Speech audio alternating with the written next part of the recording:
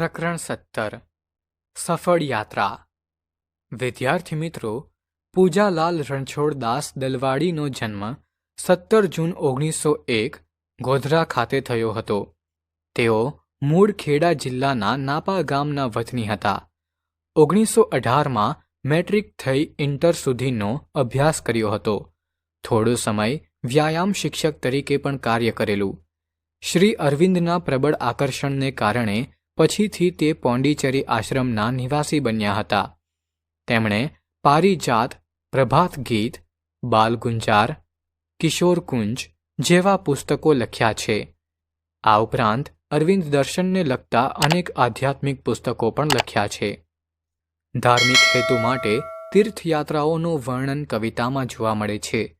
પ્રાચીન યુગની શરૂઆતમાં આંશિક મુસાફરી દર્શાવતી કેટલીક કૃતિઓ લખાઈ છે. સફળ યાત્રા એક પ્રસંગ કાવ્ય છે, જેમાં ધર્મ અને ભક્તિની સાચી સમજ સુંદર રીતે પ્રગટ થઈ છે. તો ચાલો આપણે આ પ્રસંગ કાવ્યને સાંભળીએ અને સમજીએ.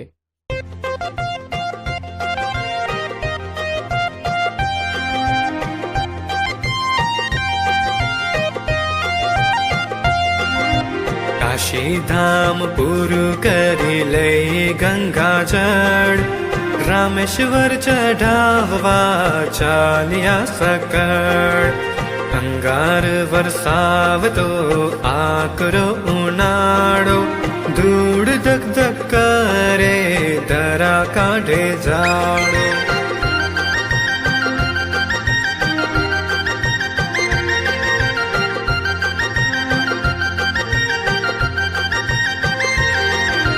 હરિનામ ઘોષ સાથે સંગ ચાલ્યો જાય, ત્યાં ધકેલી ધૂળમાં કો ગર્દ દેખાય. તરસે તરફડતો રોકી પથ પાટી, પડેલો જીબડી બહાર આંખો જાતી ફાટી.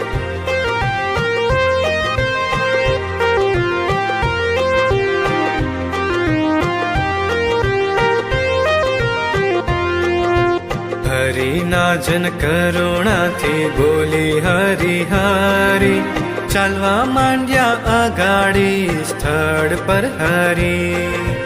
ગધેડાની દશા જોઈ દુખી એક જન, ઊભો રહ્યો પાસે ગયો પીગળેલે મન.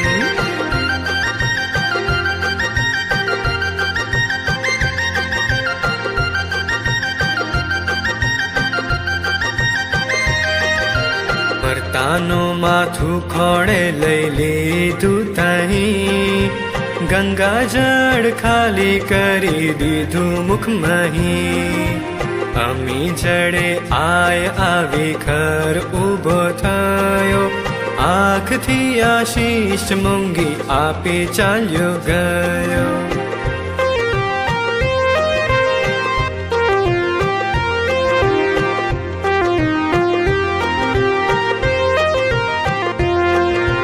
યાત્રાળુઓ જોઈને આ મૂર્ખતાનું કામ, ઠેકડી કરવા માંડ્યા વ્યંગમાં તમામ.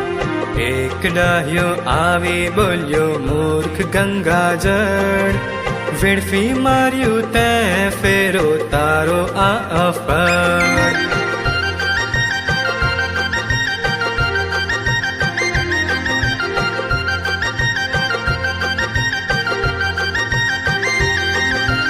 હવે રામેશ્વર જઈશાનો અભિષેક કરીશ, ગધેડા જેવું કર્યું તે તો છે. ગર્દભનો પ્રાણ દાતા વગો જોડી કર, નેત્ર જડે નવડાવીશ પ્રભુ રામેશ્વર. સેવા અને કરુણાથી મોટો કોઈ ધર્મ નથી, એવું સૂચન આ નાનકડા પ્રસંગ કાવ્યમાં સુંદર રીતે કરવામાં આવ્યું છે. કાશીધામના દર્શન કરી ત્યાંથી ગંગાજળ લઈ રામેશ્વર તરફ જઈ રહેલા યાત્રાળુઓના સંઘમાંનો એક માણસ તરસથી પીડાતા એક ગધેડાને પોતાની પાસેનું ગંગાજળ પાઈ દે છે. ત્યારે બીજા યાત્રાળુઓ તેને મૂર્ખ ગણીને ધિક્કારે છે. તેની મજાક પણ ઉડાવે છે. જ્યારે ગધેડાને બચાવનાર એ વ્યક્તિ કહે છે કે મારા નેત્રના જળથી ભગવાન રામેશ્વરને હું નવડાવીશ. આમ અહીં પોતાની રામેશ્વરની યાત્રા એ રીતે એ વ્યક્તિ સફળ બનાવે છે.